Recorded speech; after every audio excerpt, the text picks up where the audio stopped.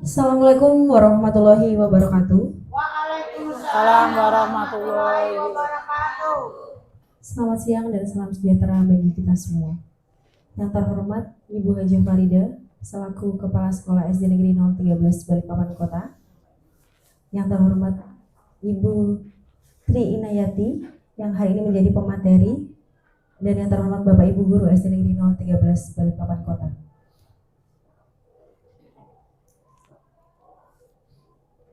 Puji syukur kepada Allah Subhanahu wa Ta'ala, karena berkat limpahan rahmat-Nya kita semua dapat berkumpul dalam ruangan ini untuk mengikuti kegiatan aksi nyata diseminasi budaya positif oleh Bu Tri Inayati dalam keadaan sehat walafiat.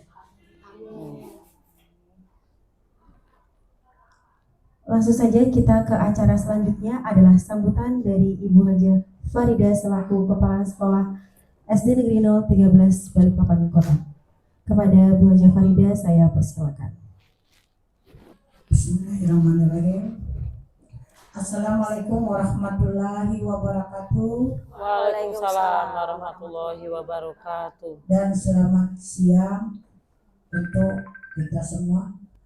Pertama-tama Ibu memanjatkan puji dan syukur kepada Allah Subhanahu wa Ta'ala karena hari ini kita masih diberi kesempatan bernapas dan semua sehat dalam rangka melaksanakan atau mengikuti tindakan atau yang akan dilakukan oleh calon guru penggerak kita WJI.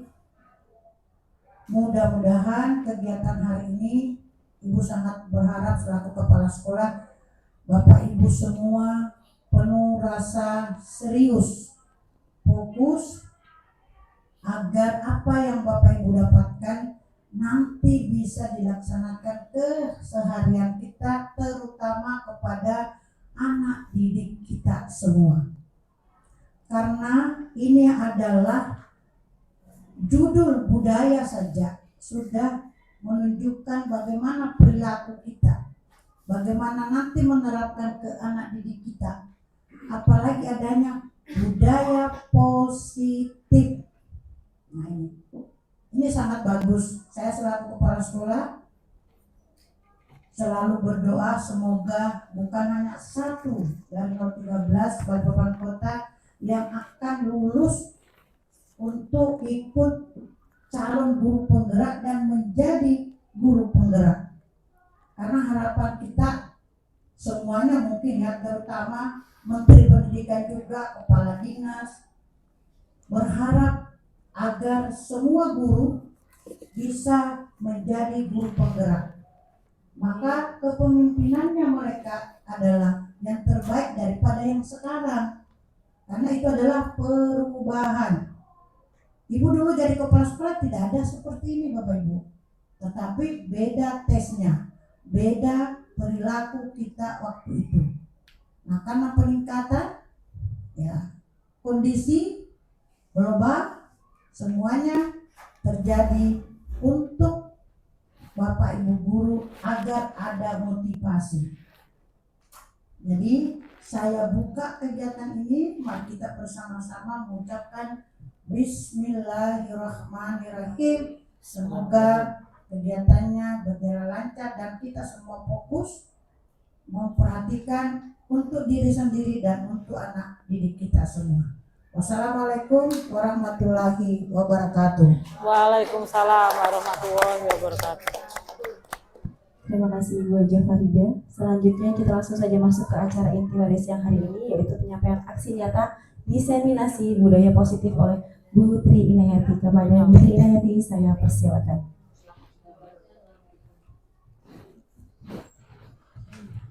Bismillahirrahmanirrahim. Assalamualaikum warahmatullahi wabarakatuh. Waalaikumsalam warahmatullahi wabarakatuh. Sebelumnya saya ucapkan terima kasih yang sebesar-besarnya kepada Ibu Kepala Sekolah dan kepada rekan-rekan yang sudah hadir pada kegiatan pada siang hari ini. Jadi langsung saja pada kesempatan kali ini saya akan memaparkan tentang budaya positif. Budaya positif ini Apa sih yang dimaksud dengan budaya positif? Sebelumnya saya kenalkan dulu ya.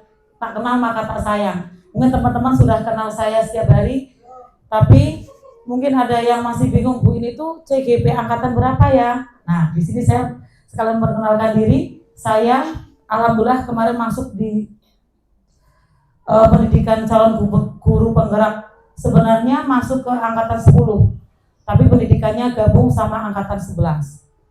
Lanjut kita ke materi yang pertama, itu tentang sebelum masuk ke disiplin budaya positif tadi. Jadi ada kalimat yang perlu kita renungi bersama ya rekan-rekan semua. Seorang guru yang baik harus memiliki kemampuan dalam mewujudkan budaya positif di sekolah. Budaya positif tersebut dapat dijalankan dengan menerapkan konsep-konsep inti seperti berikut ini.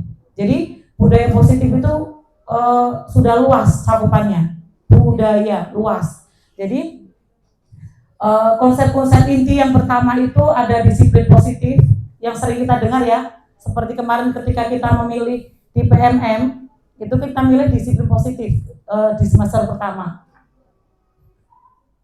Terus yang kedua motivasi perilaku manusia. Konsep yang ketiga itu keyakinan sekolah atau kelas. Berikutnya kebutuhan dasar manusia, posisi kontrol restitusi, dan yang terakhir yang sangat menarik, nanti saya akan sampaikan ini yang segitiga restitusi. Nah, apa sih yang dimaksud dengan disiplin positif? Disiplin positif itu merupakan suatu cara penerapan disiplin yang mengajarkan anak untuk bertanggung jawab. Ya, jadi kalau sudah disiplin itu mengarahnya ke bertanggung jawab dan menumbuhkan kesadaran diri berdasarkan nilai-nilai kebajikan. Jadi nilai-nilai kebajikan yang ada universal itu banyak sekali. Contohnya itu ada kesopanan, kalau kita sekolah di WT itu kebersihan dan lain-lain. Terus berikutnya disiplin positif itu lebih ke arah disiplin diri yang dapat mengontrol diri dalam melakukan segala tindakan. Selanjutnya, disiplin diri dapat membuat murid memahami dan menyadari berdasarkan motivasi internal. Jadi kalau sudah ada disiplin positif itu sudah dari dalam diri murid-murid, bukan akibat karena paksaan, pujian ataupun hukuman. Biasanya kalau kita di sekolah itu kan masih ada anak yang berbuat itu karena dipaksa. Nah, kalau sudah levelnya ke disiplin positif yang sudah masuk ke internalnya murid-murid itu sudah tanpa ini mereka sudah bisa bertindak positif. Nah, karena kita sudah alhamdulillah dari kelas 1 sampai kelas 6 kita sudah menanamkan kurikulum, memakai kurikulum merdeka. Nah, kurikulum merdeka itu tidak jauh dari 6 karakter, ya. Itu ada lagunya. Sepertinya teman-teman sudah mulai lesu ini. Biar kita semangat, kita nyanyi ya. Yang pelajar Pancasila, beriman dan bertakwa pada Tuhan Yang Esa dan berakhlak mulia, berkebinekaan global, gotong royong mandiri, kreatif dan bernalar kritis. Tepuk tangan untuk kita semua.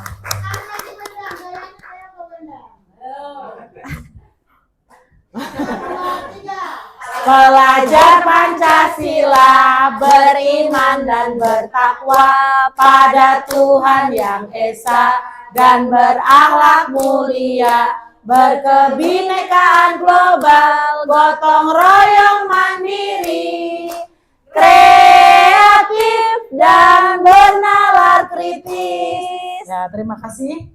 Jadi untuk 6 karakter pelajar profil Pancasila itu tadi sudah kita nyanyikan. Insya Allah kalau hafal lagunya pasti hafal apa-apa yang ada di dalamnya.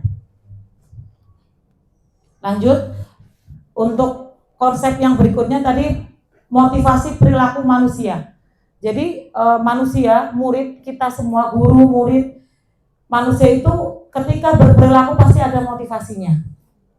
Nah, ada 3 motivasi perilaku manusia. Yang pertama itu untuk menghindari ketidaknyamanan atau hukuman.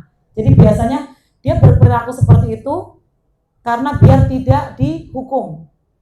Terus yang kedua, untuk mendapatkan imbalan atau penghargaan dari orang lain. Jadi aku mau rajin biar dapat sertifikat atau dapat hadiah gitu ya. Terus motivasi yang ketiga, untuk menjadi orang yang mereka inginkan dan menghargai diri sendiri dengan nilai-nilai yang mereka percaya. Itu yang paling bagus tuh yang ketiga. Ya, jadi untuk menjadi orang yang mereka mesti setiap kita mesti punya ini ya, sosok yang kita inginkan, idamkan. Ketika sekolah mungkin dari SD mesti kan kita ada gini, saya ingin jadi seperti ini. Saya ingin ada sosok yang ingin kita tiru. Ya, diidolakan. Mulai dari cara berpakaian, saya senang cara berpakaian, misalnya Bu Haji Faridah mau niru cara berpakaiannya. Terus ada, jadi dari teman-teman kita itu kan macam-macam ya. Jadi ada yang jago misalnya dalam bidang kayak Mbak Bu Ima itu public speaking-nya bagus. Mesti kan ada kan? Nah, itu merupakan masuk ke motivasi yang ketiga. Selanjutnya, ini untuk keyakinan kelas atau keyakinan sekolah. Jadi banyak rekan-rekan itu masih ada yang kemarin nanya sama saya, bingung. Kayak apa sih bikin keyakinan kelas di sekolah, di kelas? Bikin keyakinan itu kayak apa caranya ya? Apa kita langsung tek, itu ada alur-alurnya. Jadi sekalian saya sampaikan, ketika kemarin ada teman yang nanya, saya jawab nanti. Karena saya sudah ada rencana untuk kegiatan ini. Jadi saya simpan jawabannya di sini. Nah, sebelum masuk ke tahapan untuk membuat keyakinan kelas, di sini, jadi di dalam keyakinan kelas itu, guru berperan dalam mewujudkan terbentuknya keyakinan sekolah atau kelas dengan adanya kesepakatan antara guru dan murid. Jadi ada perbedaan ya Bapak Ibu antara peraturan dan kesepakatan atau keyakinan. Kalau peraturan kan cenderung yang buat itu guru atau kepala sekolah. Nah, ketika keyakinan itu kita buat bersama anak-anak.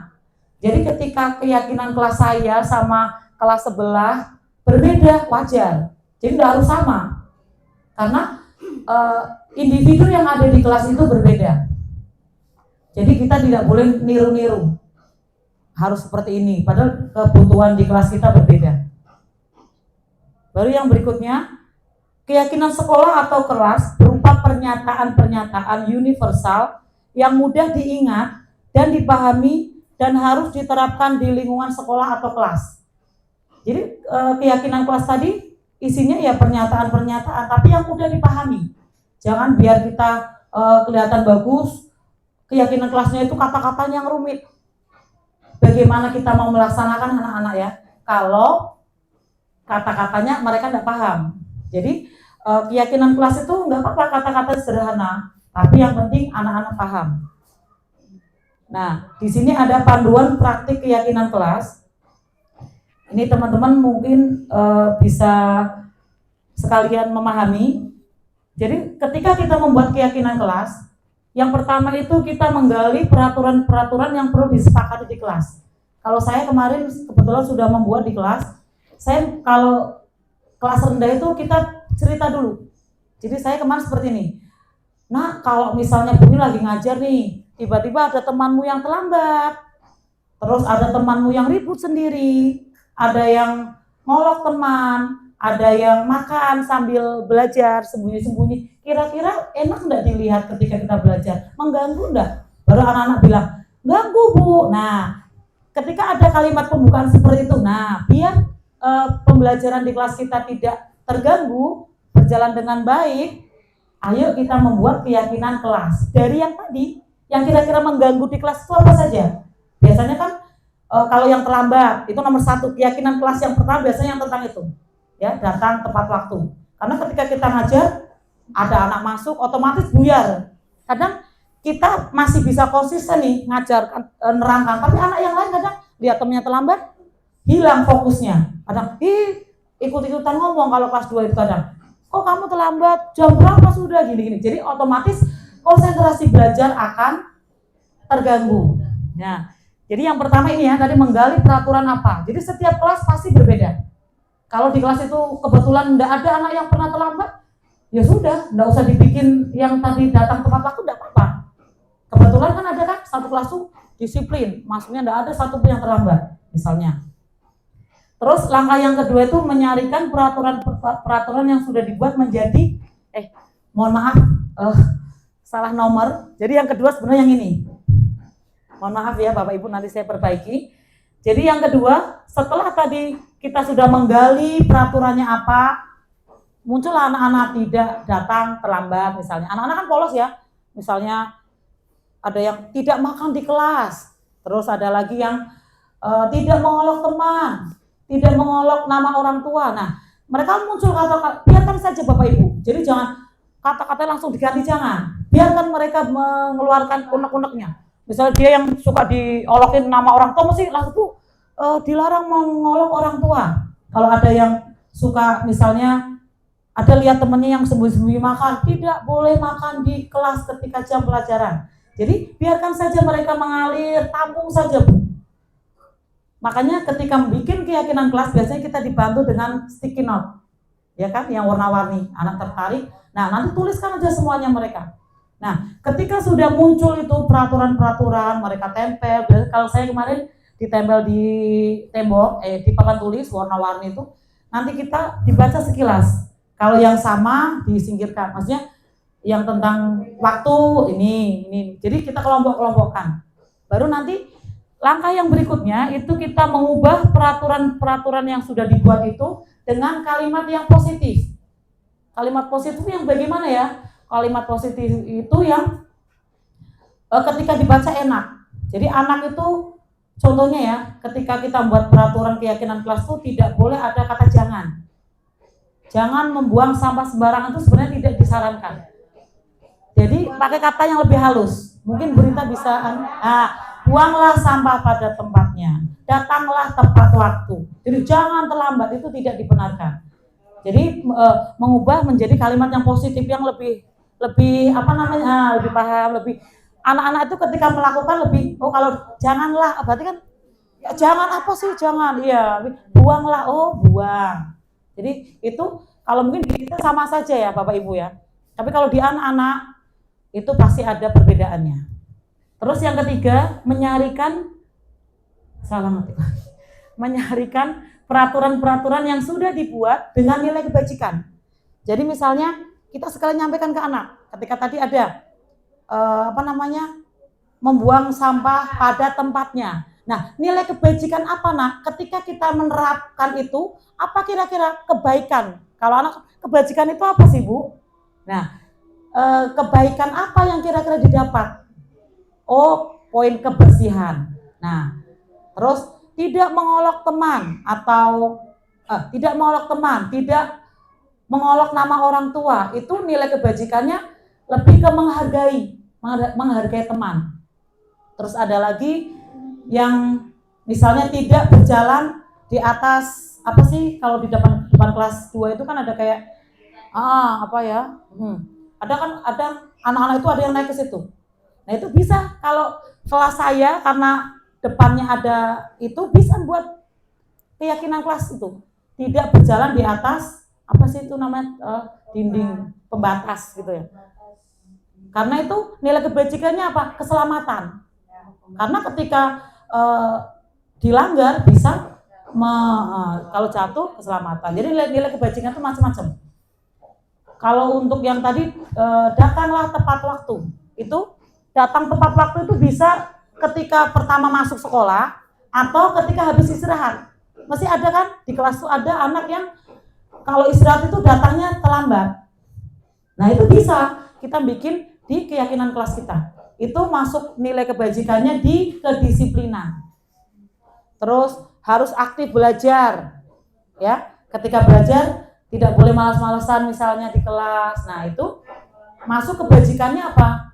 Semangat, bersemangat, tidak mudah putus asa. Jadi banyak nilai kebajikan yang kita dari keyakinan kelas yang kita susun bersama anak-anak itu pasti ada nilai kebajikannya. Kita terangkan ke anak, jangan cuma buat keyakinan kelas habis itu tidak ada, anak-anak cuma kosong, tapi nggak tahu kenapa saya datang tepat waktu, kenapa apa kaitannya? Jadi kita harus sampaikan, oh itu nilai kebajikannya ini nak. Jadi setiap peraturan yang ada itu kita sarikan satu-satu. Terus langkah yang berikutnya, kegiatan pendalaman keyakinan kelas. Nah, ini yang lebih untuk terakhirnya ya ini. Jadi ketika sudah jadi, kita harus dalami lagi. Di sini ada tugas saya dan tugas kamu. Jadi kalau kita guru, saya guru, kamunya murid. Kalau teman-teman, kalau anak-anaknya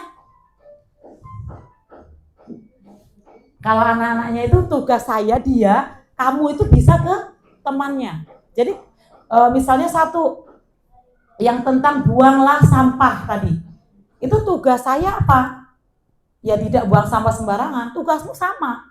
Jadi bukan hanya bukan hanya murid yang harus melakukan keyakinan kelas itu, guru juga. Iya, karena misalnya, tapi ketika kita melanggar misalnya, namanya kita kadang ya manusia juga, kita jangan segan untuk minta maaf. Nah, tadi Bu In kayak seperti ini, karena Bu In ini. Jangan sampai anak dalam otaknya gini pikirannya, kita keyakinan kelas kita ini kok Bu In melanggar ya, gitu. Jadi kita berusaha, misalnya kita melanggar ya kita minta maaf. Nah maaf ya, kita kasih alasan yang logis. Itu. Kita lanjut ke, kebutuhan dasar manusia. Jadi pada dasarnya ada pernyataan menarik nih. Jadi ketika seorang murid melakukan suatu perbuatan yang bertentangan dengan nilai-nilai kebajikan atau melanggar peraturan, sebenarnya dikarenakan mereka gagal untuk memenuhi kebutuhan dasar mereka. Jadi sebenarnya ya sama, kita juga ketika ini murid bisa keintervensi ke kita ya. Jadi ketika kita melanggar, sebenarnya kita ada yang tidak terpenuhi kebutuhan dasar kita. Kebutuhan dasar kita itu apa saja sih? Yang pertama, bertahan hidup. Ya. Terus yang kedua, kasih sayang dan rasa diterima. Terus yang berikutnya, penguasaan, kebebasan dan kesenangan. Jadi ada 5 kebutuhan dasar manusia yang harus dipenuhi sebenarnya. Nah, makanya ketika di kelas kalau ada anak yang melanggar, kita selidikin dulu. Ada anak yang caper, suka bikin masalah ya kan. Kadang kan pingin diperhatikan kita. Nah, bisa saja dia kurang di nomor 2. Dia kurang kasih sayang di rumahnya. Enggak merasa kurang diterima. Jadi ketika kemarin saya loka karya itu ada, kita memecahkan kasus. Jadi ada anak yang di kelas itu tidak punya teman. Dia selama ini tidak punya teman. Terus dia caranya untuk biar teman itu perhatian sama dia ganggu temannya. Nah, kalau kita anggapnya, iya anak ini gini-gini ya. Saya juga awalnya gitu, sebelum dapat ilmu ini. Begitu dapat ilmu ini, oh ternyata dia ini butuh kasih sayang, butuh rasa diterima. Sama mungkin di rumahnya, di kelasnya juga seperti itu. Jadi tadi ada 5. Kita lanjut yang, ini saya ada contoh ya. Ada contoh studi kasus. Nanti bisa kita telaah sama-sama. Saya bacakan sambil rekan-rekan bisa membaca. Di sini Ibu Nilam, guru wali kelas, kelasnya ada 2. Ibu Nilam, guru wali kelas 4E, sedang bingung menghadapi ulah salah satu murid di kelasnya, Tommy. Beberapa anak telah mengeluhkan Tommy yang sering kali meminta bekal makan siang mereka dengan paksa. Jika Anda menghadapi situasi seperti Ibu Nilam,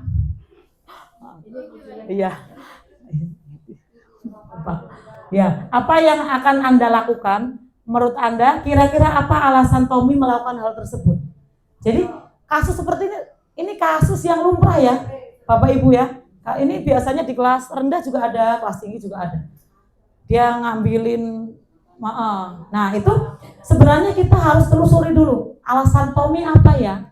Sebagai guru yang baik jangan tiba-tiba langsung marahin Tommy, marah-marah nggak jelas.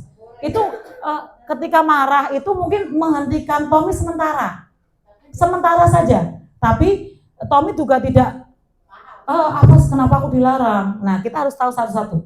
Di sini ada alasan Tommy yang pertama. Bisa saja karena ia benar-benar memang lapar dan orang tuanya tidak membawakannya bekal makan siang. Maka kebutuhan dasar yang sedang dipenuhi oleh Tommy berusaha adalah kebutuhan untuk bertahan hidup. Karena dia lapar, dia ngerebut-ngerebut aja, ada itu biasanya. Nah, ini kebutuhan hidup kebutuhan dasar yang pertama ya tadi. Bisa saja seperti ini, makanya kita harus setiap ada masalah kita selidikin.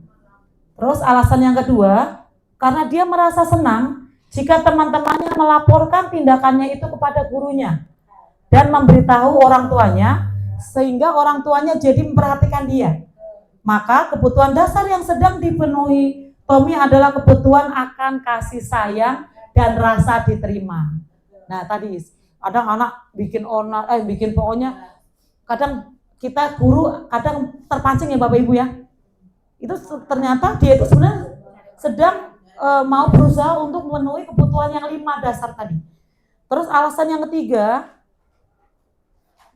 nah karena temannya jadi takut dengan dia dan menuruti keinginannya, maka sebetulnya Tommy sedang berusaha memenuhi kebutuhan dasarnya akan kekuasaan. Ada yang merasa, temanku loh, dia merasa sok jagoan. Itu. Ini alasan, ya. Terus alasan yang keempat, karena dia merasa bosan dengan bekal makanan yang dibawakan ibunya dari rumah. Ya, ibunya selalu membawakan bekal makanan yang sama. Oleh karena itu dia ingin mencoba makanan teman-temannya yang beraneka ragam. Maka Tommy sedang berusaha memenuhi kebutuhannya berupa kebebasan. Dia ingin bebas, maksudnya makanan yang lain, jangan ini. Itu bisa saja. Makanya dia merebut makanan temannya. Itu alasan yang keempat. Yang selanjutnya alasan yang kelima, karena ia melakukannya hanya karena iseng saja. Dan ia menikmati ekspresi wajah teman-temannya. Jadi ketika teman-temannya jengkel, kesal, itu senang dia. Nah, menurut dia ekspresi teman-temannya itu lucu. Ada kan anak yang kayak gitu? Ada. Iya, ada. Iya, dia senang kalau temannya ini malah godain terus. Nah, maka berarti Tommy sedang berusaha memenuhi kebutuhannya akan kesenangan. Jadi dia senang kalau ada temannya. Iya, makanya kadang saya di kelas tuh kalau ada temannya sudah. Kalau kamu nangis, senang itu temanmu. Ya, atau kamu ngadu ke gurunya, dia senang temannya itu. Nah, itu tadi ya. Nah, ketika kita menghadapi contohnya kasus Bu Nilam tadi, kita bisa memprediksi antara 5 alasan tadi ya. Nah, sekarang terus kita ngapain? Apa yang kita harus lakukan sebagai guru? Nah, kita mempunyai posisi kontrol restitusi. Jadi kita ada posisi kontrol. Bentar.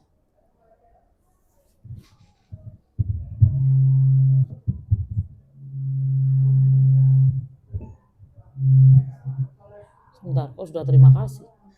Bentar.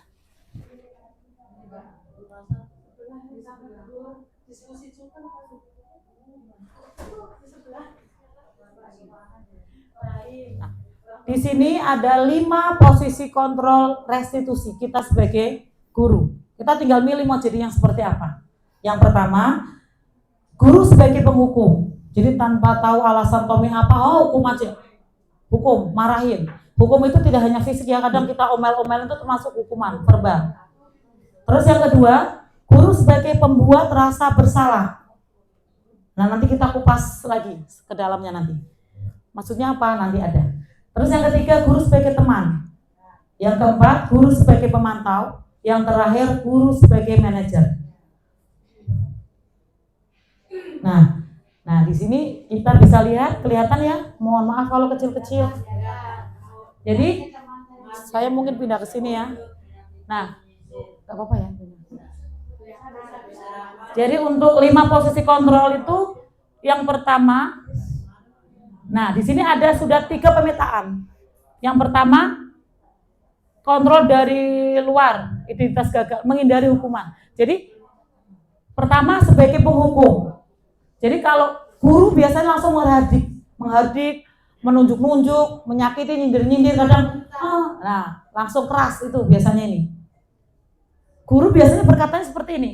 Kalau kamu tidak melakukan, awas ya, ngancem-ngancem. Itu guru posisi kontrolnya sebagai penghukum. Jadi kita bisa lihat ya, sekali introspeksi, karena saya juga proses belajar ya Bapak Ibu. Nah, hasilnya bagaimana?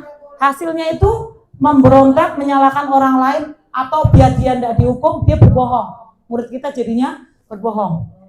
Terus kaitannya dengan dunia berkualitas, murid meletakkan guru di luar. Jadi sudah nggak menganggap gurunya lagi. Guru pun nggak berkualitas, pokoknya masa bodoh. Cuman dia nurut ketika biar kelihatan ini nggak dihukum aja. Terus yang berikutnya kayak ini ya, murid berkata, biarkan saja, nanti juga marah-marah lagi. Walaupun dia nggak langsung ngomong di depan kita, mungkin iya. Nah, dampaknya apa? Dia akan mengulangi kesalahannya lagi. Nggak tahu, mungkin seminggu lagi atau biasanya seperti itu. Terus yang sebagai pembuat rasa bersalah, ini sering saya juga kadang melakukan. Jadi sebagai pembuat rasa bersalah kita ceramain, ngalor ngidul, kadang nanti ibu biasa kepala sekolah yang dibawa nanti ibu ditegur kepala sekolah Jadi biar dia ngerasa bersalah.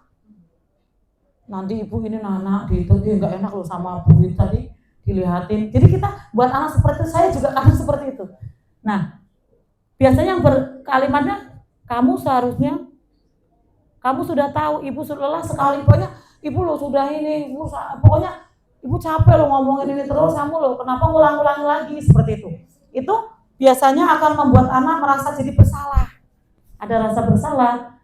Nah, bisa saja dia jadi menyembunyikan, menyangkal, akhirnya berbohong. Nah, guru meletakkan, itu masih di dalam, dia masih ada rasa kasihan ke gurunya. Kalau yang seperti itu. Terus muridnya nanti, maaf ya bu, paling gitu, maaf ya bu. Nah, tapi nanti selanjutnya kalau kita nyalakan dia seperti itu, dia jadi merasa rendah diri jadinya anak itu. Ini gara-gara saya gini-gini. Saya juga sering melakukan ini. Nanti ibu ditegur kepala sekolah loh, nanti ibu, pokoknya jadi senjata biar anak mengasihani kita. Terus sebagai teman, kita membuatkan alasan-alasan untuk muridnya. Jadi kita lebih ke membela. Ayolah lakukan ini demi ibu biar ini, itu bisa juga. Sering kadang kita ini biar nanti ibu enggak ini biasanya untuk yang pembuat rasa bersalah itu mirip-mirip sama teman, tapi teman lebih masih lumayan. Baru nanti hasilnya ketergantungan. Nah, murid meletakkan guru sebagai orang yang sangat penting di dunia. Ya, dia jadi kayak teman kan, tapi murid itu akan berkata, saya pikir bapak ibu guru kayak gitu, ternyata gitu ya, ternyata guruku kok kayak gini ya. Jadi bisa saja nanti ujung-ujungnya kita disepelekan. Nah, kalau untuk sebagai pemantau, guru hanya mengukur, baru peraturannya apa, dia cuman ayo peraturannya apa, kenapa kamu langgar, dia langsung patokannya langsung ke situ. Ya, terus hasilnya menyesuaikan diri bila diawasi saja. Kalau dia nggak diawasi, hambur sudah. Ketika diawasi dia berusaha untuk taat aturan. Misalnya ada ibu ini nih, tapi ketika gurunya pergi sebentar, sudah. Baru murid meletakkan guru, peraturan dan hukum di dunia berkualitas masih masuk. Nah, baru murid berkata, berapa banyak bintang yang saya harus peroleh, berapa halaman yang harus saya tulis. Jadi dia cenderung ke biar kelihatan, biar tidak di guru itu mantau. Jadi terlalu mantau, jadi muridnya kayak target aja yang harus diselesaikan, kayak target kayak. Nah, yang paling bagus itu sebagai, jadi menghargai diri sendiri, mengajukan pertanyaan-pertanyaan. Kita nanya, kenapa kamu seperti ini? Kenapa seperti ini? Nah, apa yang kita yakini? Keyakinan kita apa yuk di kelas itu? Jadi kita kayak lebih, kalau manajer itu lebih mendalam lagi. Terus kita bisa hasilnya anak-anak pribadinya lebih kuat karena kita diajak ngobrol ya, rasanya apa. Nah, murid berkata, bagaimana cara saya bisa memperbaiki keadaan? Jadi dia sudah mulai mikir. Kalau kita berposisi kita sebagai manajer, murid sudah mikir, bagaimana ya agar saya tidak seperti ini lagi, gitu. Nah, dampaknya mengevaluasi diri. Nah, jadi murid akan berusaha untuk memperbaiki dirinya agar tidak mengulangi kesalahannya. Nah, di sini ada ya, posisi kontrol restitusi. Di antara kelima posisi kontrol tersebut, sebaiknya seorang guru menggunakan posisi kontrol sebagai manajer. Manajer itu bukannya kepala sekolah, bukan. kita manajer di kelas kita. Ya. Ya. Baru, nah, tapi manajer itu yang seperti apa sih? Nah, di sini ada gambarannya. Sebagai manajer, guru dapat berbuat sesuatu bersama murid, mempersilahkan murid bertanggung jawab, dan mendukung murid agar dapat menemukan solusi. Jadi kita ngobrol ke Tommy tadi, kita ngobrol sama dia, solusinya apa? Kita lihat dulu alasan mana yang tadi Tommy kemukakan. Baru selain itu, posisi manajer mengacu pada restitusi yang dapat menjadikan murid sebagai manajer bagi dirinya sendiri. Jadi murid itu nanti akan meniru kita, ya, sehingga dapat tercipta identitas positif pada murid. Nah ini yang paling menarik, yang kemarin saya praktekkan di demonstrasi kontekstual yang saya sama anak-anak kemarin praktek itu. Saya berusaha menerapkan segitiga restitusi. Apa sih segitiga restitusi itu?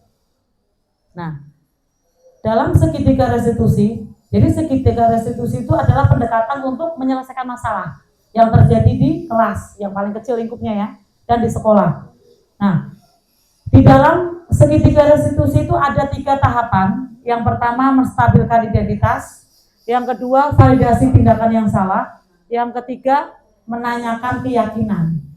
Jadi ketika ada masalah di kelas sama murid itu sebaiknya guru melakukan ini 3. Tapi bagaimana caranya? Apa sih ini? Nah, kita jabarkan satu-satu. Nah, menstabilkan identitas itu maksudnya dilakukan berdasarkan prinsip bahwa membuat kesalahan adalah bagian dari proses pembelajaran yang nantinya akan menggeser identitas gagal ke arah identitas sukses. Nah, jadi ketika kita menstabilkan identitas murid kita yang berbuat salah, kita pertama ini ibu-ibu, bapak ibu ya. Jadi kita nyampaikan ke dia, berbuat salah itu hal yang manusiawi, ya kan? Karena manusia itu ya tempatnya salah. Ibu juga pernah salah. Jadi ketika kita berusaha menstabilkan identitas anak yang murid yang tadi melanggar, kita bicara sama dia, kesalahan itu wajar. Karena manusia memang tempatnya salah, ibu juga pernah berbuat salah. Baru tidak ada manusia yang sempurna, ya. Tidak ada, kita perlu sampaikan ke anak-anak, tidak ada manusia yang sempurna. Kita pasti bisa menyelesaikan permasalahan ini. Siapa yang benar, siapa yang salah, Bapak Ibu lebih tertarik untuk menyelesaikan masalah. Jadi tidak, kalau anak itu, siapa yang salah? Tadi siapa yang salah? Tadi siapa yang salah? Nanti anak jadinya nuduh-nuduh yang lain. Nah, kita sampaikan ke anak, ibu enggak mau lihat siapa yang salah, siapa yang benar. Nanti soalnya anak-anak jadinya berbohong untuk membela dirinya. Kita sampaikan ke anak, ibu hanya mau menyelesaikan masalahmu biar tidak terulang lagi.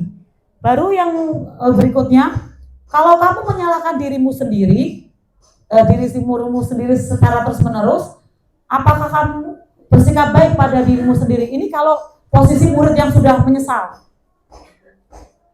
Menyalahkan diri boleh, tapi jangan terus-terusan.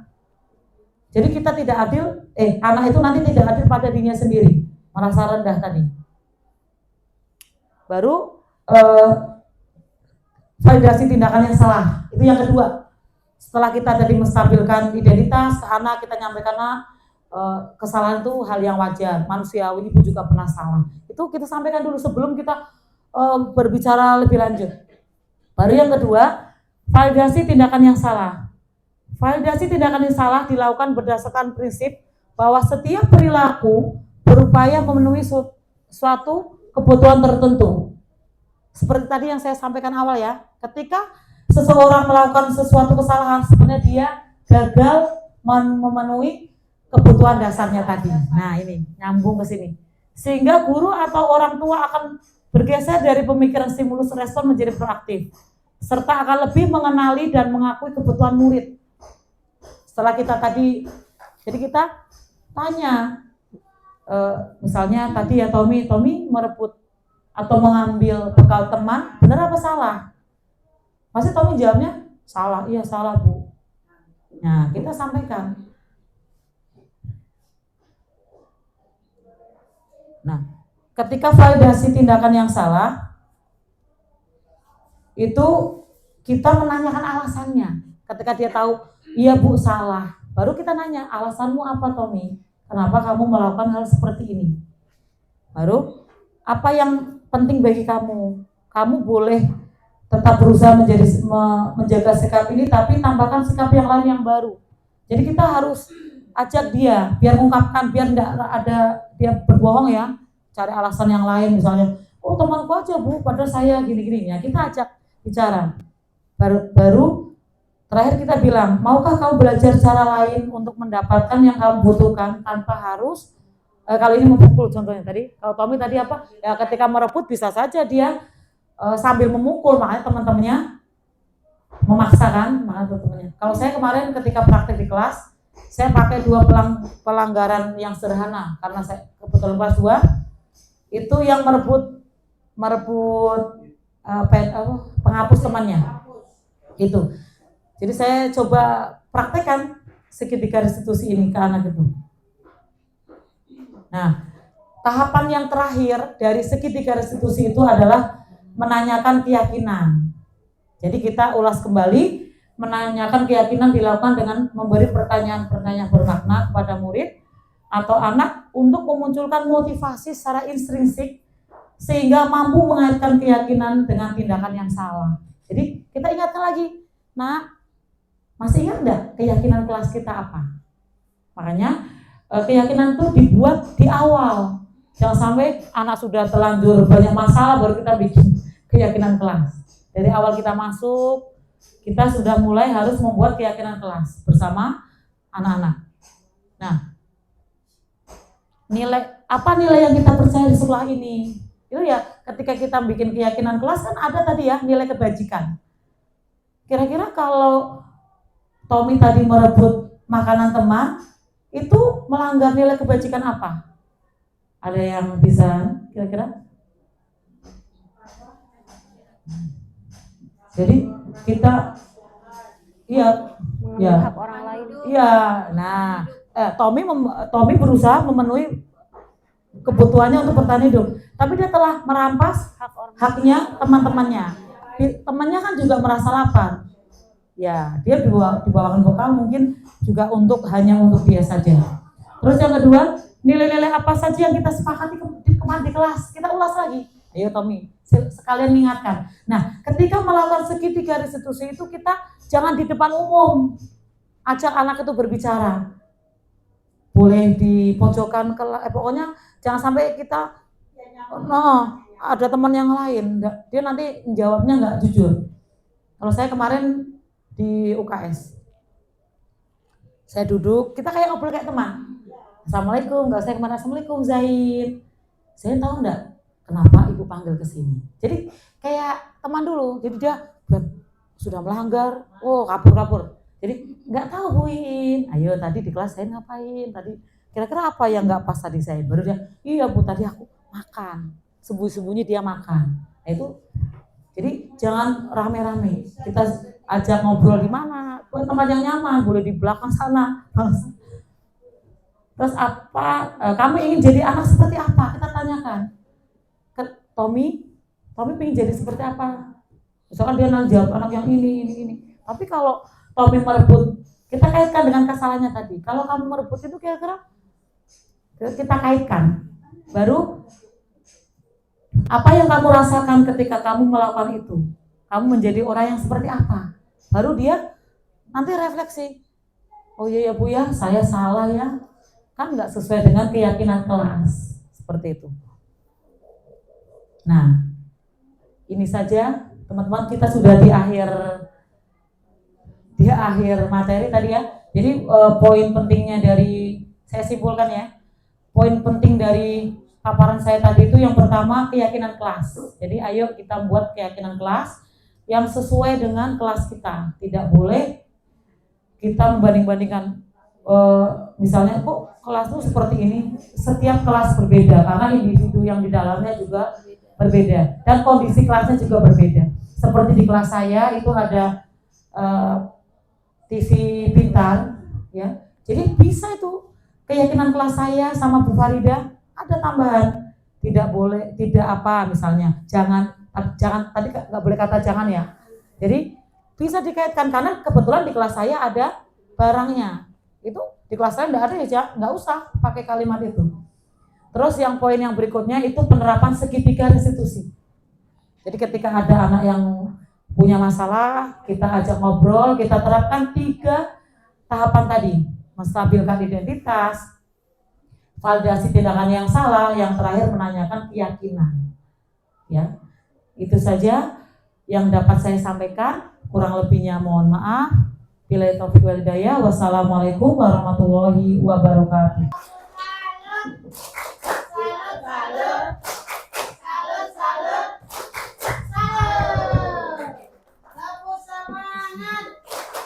Semangat.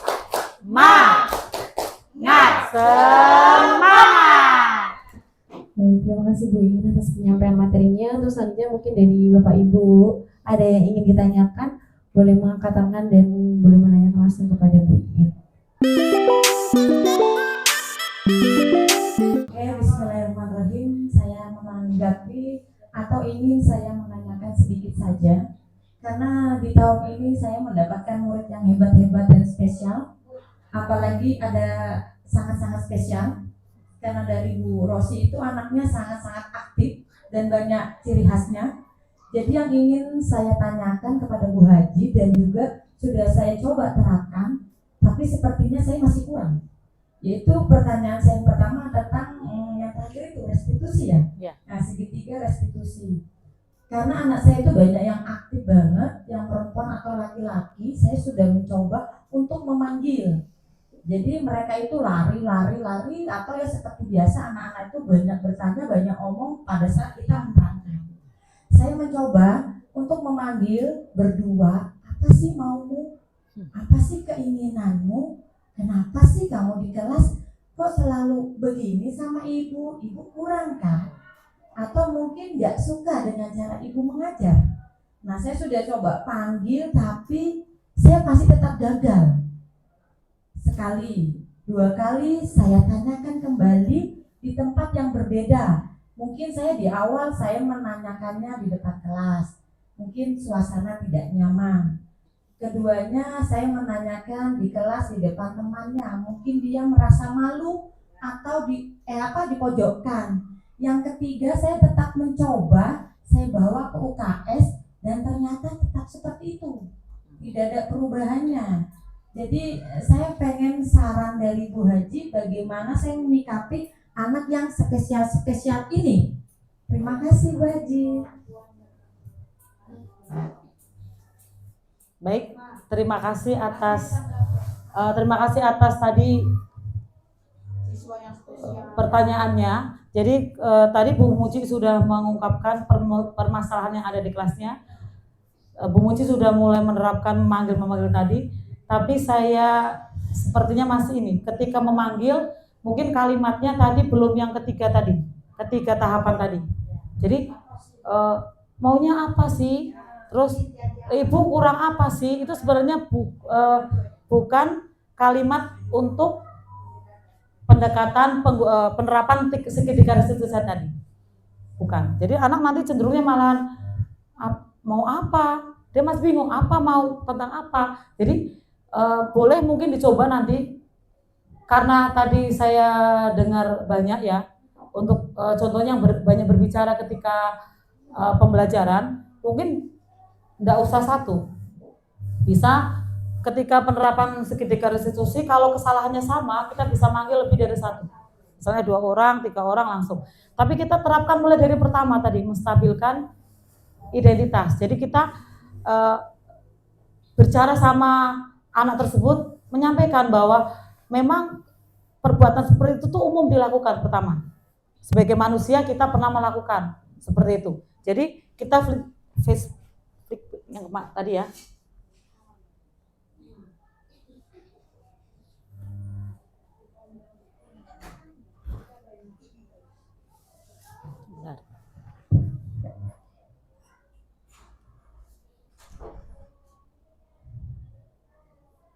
Nah, jadi kita boleh berbicara sama anak tersebut, menyatakan kalau tidak ada manusia yang sempurna. Jadi kita seperti diajak ngobrol dulu mereka. Jadi jangan langsung, maunya apa sih nak? Kamu tuh kok kayak gini maunya apa? Tapi kadang anak-anak bingung maunya apa. Mungkin sebagai orang dewasa kita paham ya, tapi dia nggak nangkapnya apa. Nah baru setelah itu kita nggak usah, maksudnya ketika dia seperti, maksudnya kan dia gini, ini Bu, kadang dia ini jawabnya itu, ini loh temanku yang ngajak ngobrol, dia nyalakan yang lain. Kita langsung stop di kalimat itu. Ibu, ndak ini di sini ya. Ibu tidak tertarik dengan siapa yang salah, siapa yang benar. Tapi ibu mau menyelesaikan masalah karena ini bukan masalah yang harus kita biarkan, nak. Jadi kita sampaikan juga, ketika kamu ngobrol di kelas, tidak fokus di kelas, itu sebenarnya yang rugi siapa? Pertama, yang rugi anaknya itu sendiri. Jadi kita sampaikan ke dia, pendekatan seperti itu. Baru kalau ini ya, kalau anaknya sudah ada menyesal ya, baru kalau nggak ada ya nggak usah sampai seperti ini. Dan baru untuk yang berikutnya, kita validasi tindakan salah. Iya, jadi sebentar.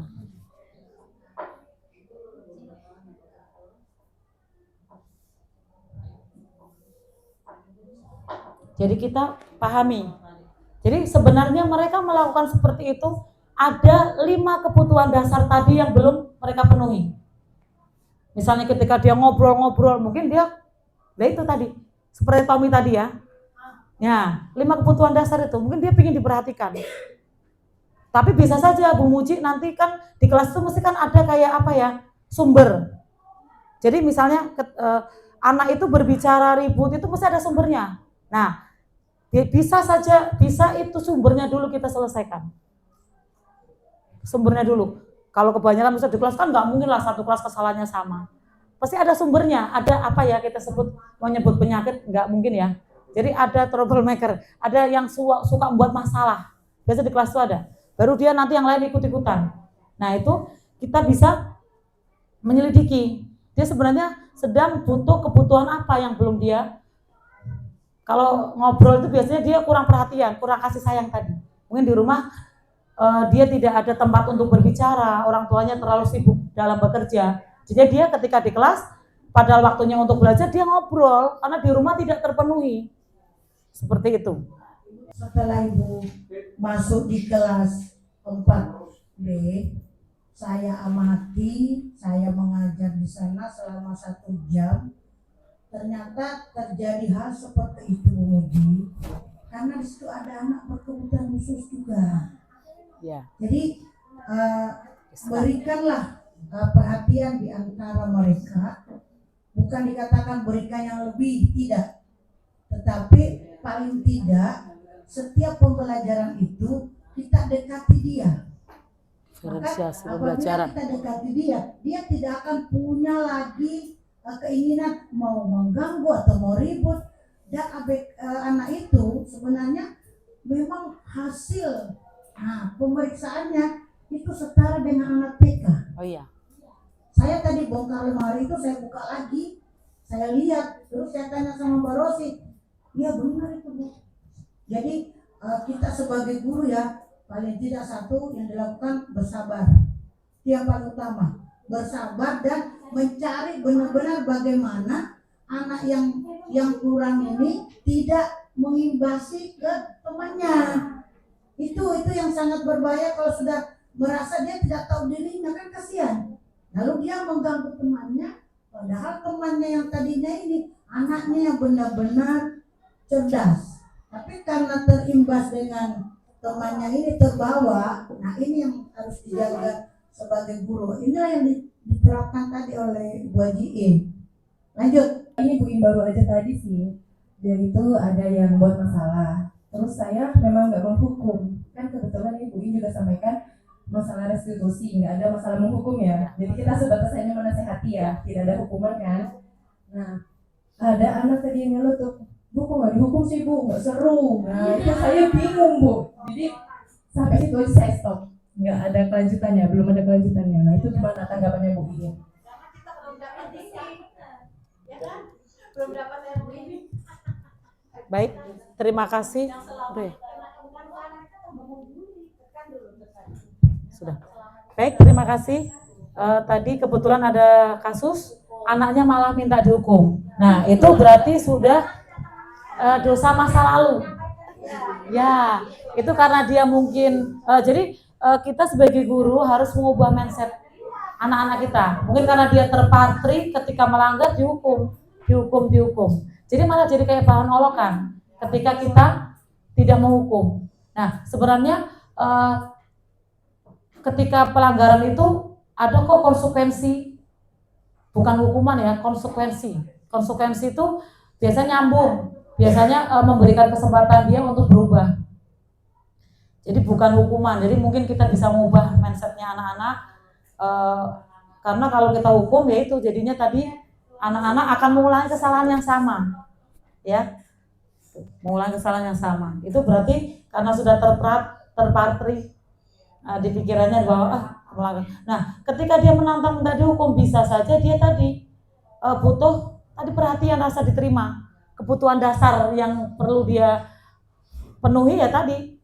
Dia merasa ketika dihukum berarti guruku perhatian nih, aku ternyata kayak gini salah dihukum, berarti Budila perhatian sama saya, kayak gitu. Jadi anak-anak itu membuat permasalahan itu sebenarnya ya tadi kembali ke tadi ya 5 kebutuhan dasar manusia. Itu jadi kita ganti ini ya mindsetnya anak-anak ya mulai dari sekarang. Bismillah. Amin. Kalau yang ditemukan tadi Mbak Budila itulah kejujuran siswa, kan? Kejujuran siswa itu udah mengatakan karena apa yang sering dulu dia lihat, dia alami mungkin, maka dia menangis. Nah, dijelaskan ke dia bahwa kita ini sekarang zaman dulu dengan sekarang jauh berbeda. Jangankan kalian dulu mama saya cerita, mama saya dulu dia lahir tahun 60-an itu waktu dia sekolah, dia bukan hukuman tetapi dibentuk bagaimana agar pribadi dia ini kuat, jadi orang kuat, diserokan. Nah itu karena tidak ada namanya hukuman. Jadi bagaimana kalau kalian bisa berbuat dengan baik aja. Sebelumnya terima kasih waktunya. Hari ini saya begitu banyak mendapat ilmu, terutama saya guru PJOK yang biasa berada di luar kelas di lapangan. Mohon sarannya atau ilmunya Bajiin untuk bagaimana mengatasi siswa ini kalau sudah namanya PJOK itu kan pasti gerak. Ya. Nah, dia sudah ada kondisi cuaca hujan. Nah, dia tuh sudah bingung kalau sudah pakai baju olahraga. Dan dalam kelas itu sudah apalagi apabila saya menyampaikan materi kacau sudah apa yang saya sampaikan, ada yang satu ngobrol main apa pokoknya bagaimana caranya mengatasi yang bagaimana supaya kondusif agar saya bisa menyampaikan ilmu masuk, dan saya juga senang kalau ilmu saya yang saya sampaikan diterima. Terima kasih Bu Hajiin. Baik, terima kasih atas pertanyaannya tadi dari guru PJOK ya. Jadi kita ya sama tadi mengubah mindset anak-anak bahwa PJOK itu selalu praktek, ya. Apalagi sekarang kurikulum ya emang dari 2013 juga sudah ya. Jadi ketika penilaian itu tidak hanya praktek, tapi ada teorinya. Jadi bisa sampaikan ke anak bahwa untuk pelajaran PJOK itu tidak hanya bergerak, tidak harus bergerak. Jadi kita tetap ada materinya. Apalagi tadi alasannya cuaca, nah itu bisa sampaikan ke anak-anak. Nah, untuk bagaimana biar pembelajaran kondusif, kita memang perlu banyak belajar ya Bapak Ibu ya. Jadi ketika kita mengajar, kita tidak hanya menyampaikan. Jadi kita bisa menggunakan metode, macam-macam metode kan. Ada, terus di kurikulum di kurikulum Merdeka ini itu banyak kita guru dituntut untuk tidak hanya mengajar, tapi bagaimana kita membuat suasana kelas hidup. Bisa dengan tadi ice breaking. Jadi ice breaking itu bisa tepuk-tepuk atau apa, mengalihkan anak-anak biar tidak suntuk. Nah, jadi bagaimana guru harus bisa pedagogi anak senang di kelas. Yaitu dengan cara nyanyi, kadang selingi. tepuk, biasanya seperti itu. Atau games tapi yang masih nyambung dengan pembelajaran. Jadi bisa kita ketika kita jam kosong atau nganggur ya, bisa kita mikirkan mau bikin game apa ya. Kalau sekarang kan banyak internet ya, kita bisa mengambil inspirasi dari situ. Kita bisa ATP, ya, ambil, tiru, modifikasi. ATM, maaf. ATM, ambil, tiru, modifikasi.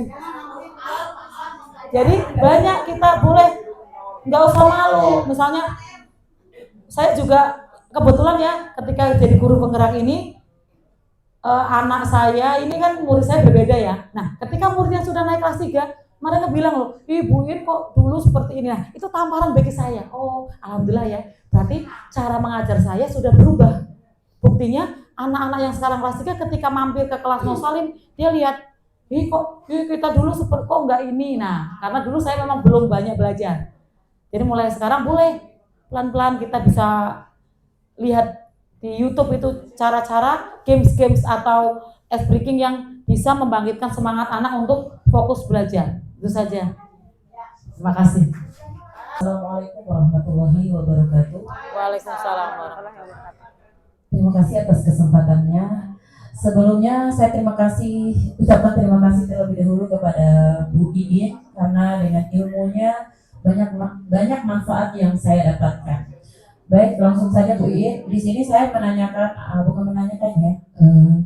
meminta lebih ke sarannya Bu Iin aja, karena sesuai dengan situasi yang saya hadapi, ada salah satu siswa di kelas 4 yang dimana siswa ini kalau saya lihat anaknya biasa aja Bu Iin, tetapi ketika saya tinggalkan ada laporan bahwa dia ini aktif sekali, bahkan suka mengancam teman-temannya.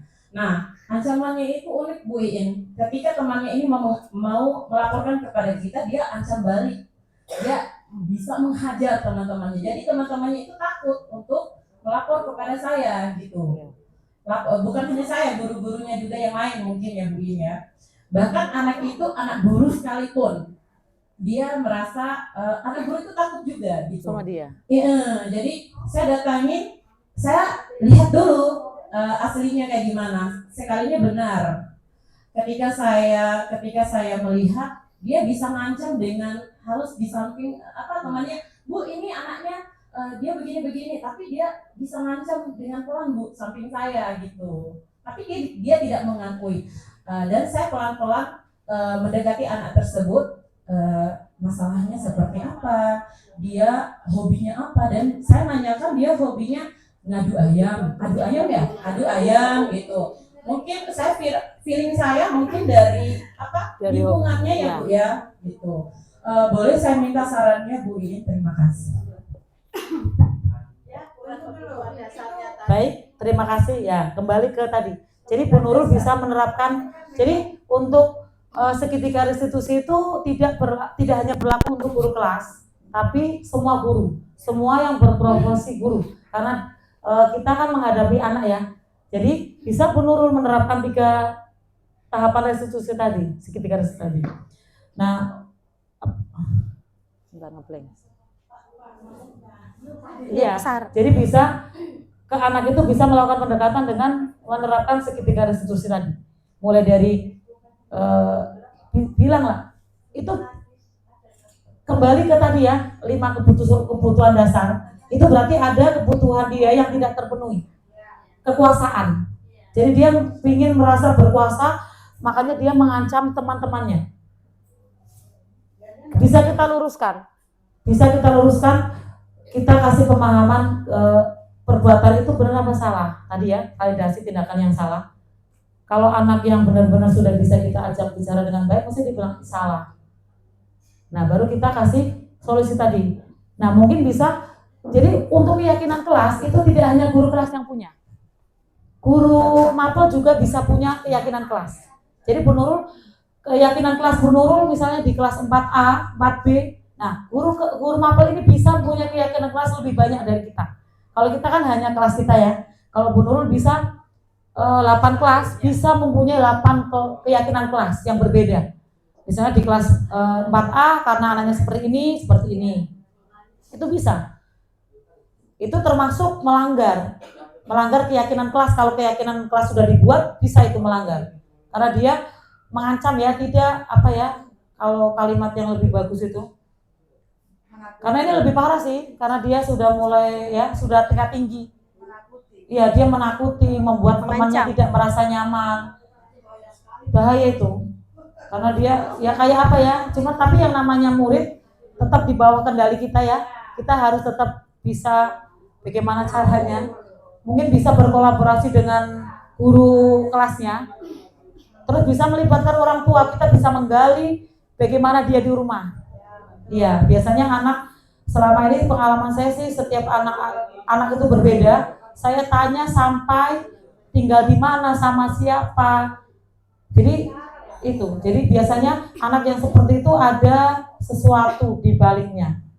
Entah di rumah kita, ya, seperti itu lingkungan utama. Baik, itu saja. Terima kasih. Warahmatullahi wabarakatuh. Waalaikumsalam warahmatullahi. Saya guru kelas 1C Bu Catur. Ingin menanggapan banyak ilmu yang saya dapat dari Bu Haji Iin hari ini.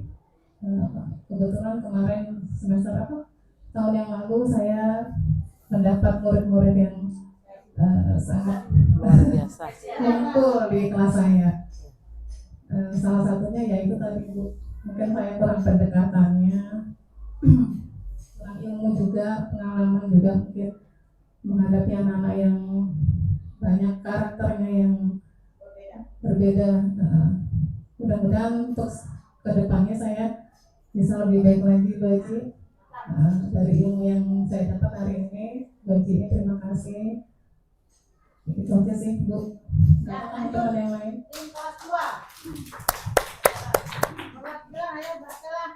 Bu Pipit. Amin. Angkatan 12, sebentar lagi buka. Selamat sore semuanya. Terima kasih untuk kesempatan yang diberikan. Saya Graciela, perwakilan dari Rondo kelas 2. Menyambung dari pernyataan Bu Catur tadi bahwa kami berterima kasih untuk pemaparan dari Bu Iin untuk disiplin positifnya. Banyak hal yang kami pelajari hari ini karena saya melanjutkan kelas yang telah dibimbing Bu Catur di kelas 1, dan di kelas 2 saya mendapatkan itu banyak karakter yang berbeda-beda. Ada anak yang pendiam dan ada yang sangat luar biasa aktifnya. Jadi ya betul-betul dari Posisi kontrol. Guru tadi itu saya harus praktikkan kepada anak-anak saya dalam pembelajaran ke depannya. Jadi saya berharap untuk diri saya berharap bahwa dari materi ini saya bisa mempraktikkan di kelas saya, dan anak-anak saya ketika naik di kelas berikutnya, level berikutnya, mereka boleh menjadi lebih baik lagi. Sip.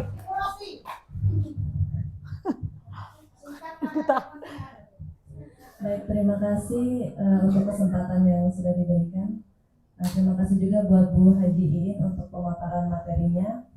Berdasarkan pengalaman tahun lalu, saya pernah mendapatkan satu murid yang spesial. Di situ benar-benar saya diuji, mulai dari tindakan, perkataan, dan semuanya kesabaran, semua diuji. Jadi dari pemaparan materi ini saya belajar tentang peran guru yang lebih tepat lagi untuk anak-anak yang dengan karakternya masing-masing. Jadi semoga kedepannya saya bisa lebih belajar lagi lebih baik agar bisa mendidik anak-anak lebih baik juga. Terima kasih. Oke, terima kasih. Sebelumnya saya ucapkan kepada Ibu Hajatri Inayati, di mana materi yang sudah disampaikan menurut saya menginspirasi saya sendiri, bukan untuk ke murid saya tapi lebih ke saya sendiri, karena dari materi yang disampaikan tadi ada beberapa kata-kata yang istilahnya yang mungkin pemilihan kata yang tidak tepat jika saya gunakan ke anak-anak, karena saya tahu sendiri saya orangnya seperti apa. Ya, karena sadar diri itu harus kalau tidak sadar diri berarti pingsan. Saya mungkin lebih penanganan ke anak-anak yang memang butuh perhatian khusus. Pemilihan katanya mungkin saya perhalus lagi.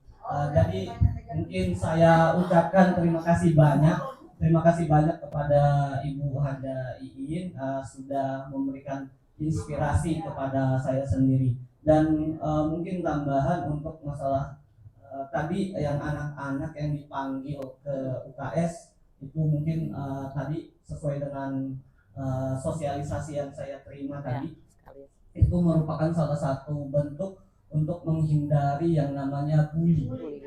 Karena tadi walaupun niat kita awalnya memanggil anak itu di depan kelas hanya untuk menasehati dengan kata-kata yang baik, tapi karena salah tempat itu membuat yang namanya harga dirinya jatuh, dan itu juga termasuk dalam kategori bully dalam hal psikisnya, bukan di fisik tapi di psikisnya. Mungkin itu saja yang dapat saya sampaikan. Saya ucapkan terima kasih banyak. Assalamualaikum warahmatullahi wabarakatuh. Waalaikumsalam warahmatullahi Saya yang tua saja. Baik, alhamdulillah luar biasa hari ini ilmu yang saya dapatkan karena ini merupakan suatu pembaharuan bagi kami yang sebagai guru tua ini. Ya, karena apa yang saya dapat hari ini baru kali ini Ibu saya terima. Karena pembelajaran yang saya dapat dulu ketika saya masih sekolah dan saya sudah mengajar, sudah 38 tahun saya mengajar inilah pembaharuan yang sangat luar biasa. Saya bisa introspeksi diri saya, yaitu tentang yang saya dapatkan tadi tentang posisi kontrol institusi, di mana saya terus terang saja Bu, melakukan yaitu yang guru sebagai pembuat rasa bersalah. Ini memang saya sering lakukan, saya terus terang saja, saya suka seperti ini. Bagaimana nak kalau kalian seperti ini terus? Malu loh nak. Nanti kalau sampai ibu kepala sekolah tahu, marah. Kita dimarahin semua. Malu nak, itu sering saya utarakan. Nah, dengan adanya ilmu yang saya dapat hari ini, luar biasa, saya akan merubah semua yang sudah menjadi kesalahan saya, yaitu sebagai guru pembuat rasa bersalah di posisi kontrol restitusi. Terima kasih. Bismillahirrahmanirrahim. Assalamualaikum warahmatullahi wabarakatuh. Waalaikumsalam warahmatullahi wabarakatuh. Pada materi kali ini kita membahas tentang positif. Disiplin positif itu kerap sekali output yang harus dikeluarkan oleh siswa yang dilakukan adalah berperilaku baik dan berakhlak karimah, ya, seperti itu. Dan ini kerap sekali sudah dimiliki oleh mental guru agama Islam atau guru agama lainnya, pokoknya guru agama biasanya aja pendidikan agama Islam atau Kristen dan budi pekerti seperti itu. Tapi ini juga tidak monoton menjadi PR guru agama saja. Dengan adanya pelatihan ini juga kita sebagai guru agama, guru PJOK, guru kelas pun bisa melek bahwa untuk membangun moral siswa, karakter siswa itu tidak hanya berpacu guru agama saja atau guru BP di sekolah, melainkan juga tanggung jawab kita bersama. Itu yang pertama. Kemudian yang kedua, bahwa fokus kita tadi di pembahasan adalah masalah-masalah siswa. Nah, saya di sini sebagai guru agama, paling tidak selain kita mengajak siswa untuk berbuat baik dan lain sebagainya, paling tidak guru juga harus mencerminkan juga ya. Salah satu contohnya misalnya, kalau dalam kegiatan sholat duha, ya kan, kita sholat berjamaah, muridnya disuruh sholat berjamaah, gurunya nongkrong di kantor misalnya. Nah, seperti itu kan hal yang perlu pendekatan segitiga restitusi ya Bu ya. Ya. Ya, seperti itu. Kenapa? Nah, apalagi misalnya guru agamanya yang ada di sini, tapi nggak terjadi di sini ya, mungkin terjadi di sekolah-sekolah lain.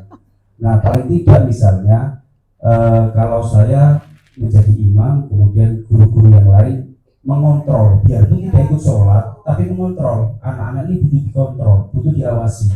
Bagaimana kemudian mereka lepas dari pengawasan kita, apa yang dilakukan? Saya sendiri nggak bisa mengawasi, saya khusus sholat gitu ya. Terus Pak Adit juga misalnya lagi foto ya nggak mungkin negur, foto lah sambil negur seperti itu. Jadi jadikan disiplin positif ini untuk selain untuk kita memperbaiki moral karakter dari siswa-siswa kita, mari untuk kita jadikan untuk muhasabah nafsi lah, untuk memperbaiki diri kita agar lebih baik lagi daripada sebelumnya. Tepuk tangan untuk kita semua. Ya, terima kasih. Assalamualaikum warahmatullahi wabarakatuh. Sip. Insya Allah, kan sudah dengar semua nih kan. Kalau yang piket seumpamanya yang kena kelas 4 sholat zuhur, maka cobalah wali kelasnya ikut, mau dia perempuan atau mau laki-laki, ikutlah sholat di musola membawa siswanya. Kelas 5 juga begitu, kelas 6 juga begitu. Jangan cuma diharapkan guru agamanya saja. Ya. Ibu perhatikan loh, karena sudah lihat jangan berjalan menanggapi dengan budaya Positif. Ini sudah bagus sekali Bapak Ibu. Ya mudah-mudahanlah semuanya nanti terlaksana dengan baik. Itu aja harapan. Amin. Kita sudah terbuka dan sudah punya kejujuran ya. Terima kasih, selamat sore untuk kita semua, salam sejahtera. Yang pertama luar biasa, terima kasih Bu Iin yang sudah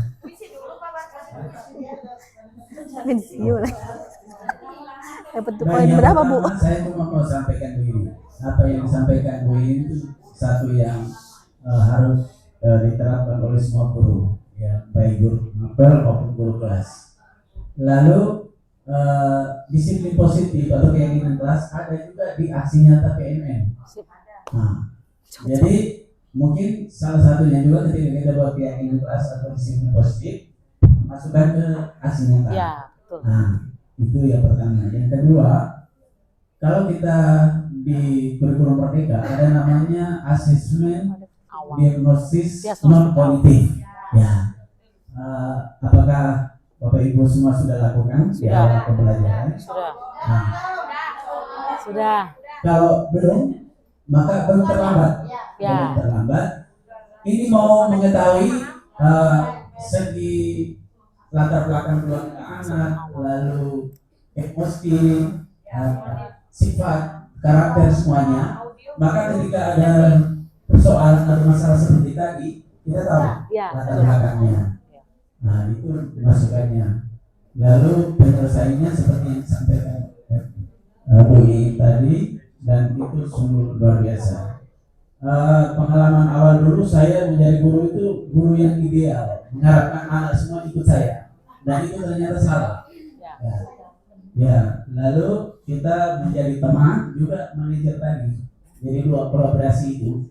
Ketika menjadi teman, tapi juga harus ke manajer supaya anak lebih mandiri daripada teman. Demikian dari saya. Terima kasih.